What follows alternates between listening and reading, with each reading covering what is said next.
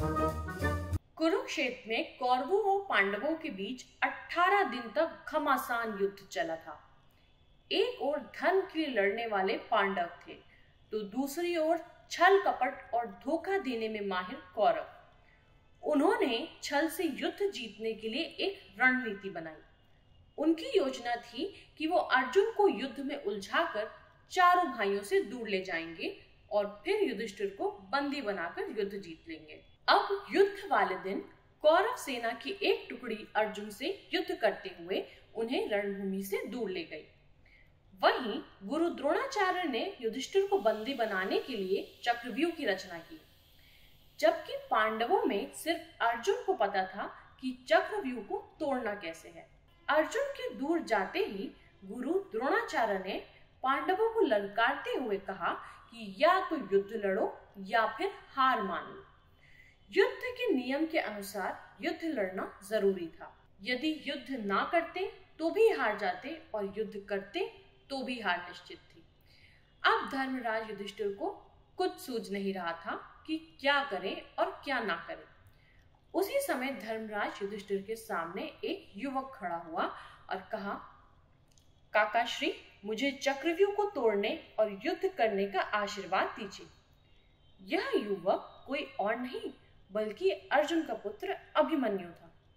अभिमन्यु अभी मात्र 16 वर्ष का ही था, लेकिन सभी जानते थे कि वह युद्ध कौशल में अपने पिता के जैसा ही निपुण है। युधिष्ठिर ने अभिमन्यु को मना किया, लेकिन अभिमन्यु नहीं माना और उसने कहा, मुझे चक्रव्यूह तोड़ना आता है। जब मैं अपनी माँ के गर्भ में था तो पिता ने माँ को चक्रव्यूह तोड़ने का तरीका बताया था, बस तभी मैंने इसे सीख लिया था। मैं आगे रहूंगा और आप सब मेरे पीछे पीछे आइए। हार मानकर युधिष्ठिर ने अभिमन्यु की बात मान ली और सभी युद्ध के लिए तैयार हो गए। सबसे आगे अभिमन्यु था और बाकी सब उसके पीछे। अभिमन्यु को रणक्षेत्र में देखकर कौरव मजाक उड़ाने लगे कि ये छोटा बालक क्या युद्ध करेगा। लेकिन जब उन्होंने अभिमन्यु के युद्ध कौशल को देखा तो उनके पसीने छूट गए। आगे बढ़ते हुए अभिमन्यु ने दुर्योधन के पुत्र लक्ष्मण को मार गिराया और चक्रव्यूह में प्रवेश कर गया। उसके चक्रव्यूह में प्रवेश करते ही सिंधु के राजा जयद्रथ ने चक्रव्यूह का द्वार बंद कर दिया ताकि चारों भाई चक्रव्यूह में प्रवेश ना कर पाए। अभिमन्यु आगे बढ़ता जा रहा था। उसने एक एक करके सभी योद्धाओं को हरा दिया, जिनमें स्वयं दुर्योधन, कर्ण और गुरु द्रोण भी शामिल थे। किसी को कोई उपाय समझ नहीं आ रहा था।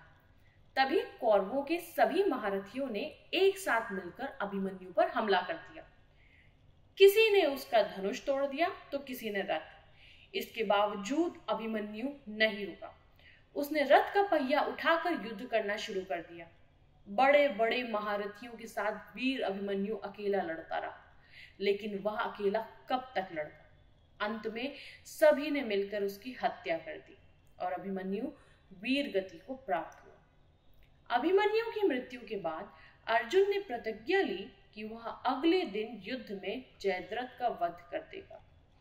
आज शूरवीर अभिमन्यु का नाम कर्ण और अर्जुन से भी पहले सम्मान के साथ लिया जाता है।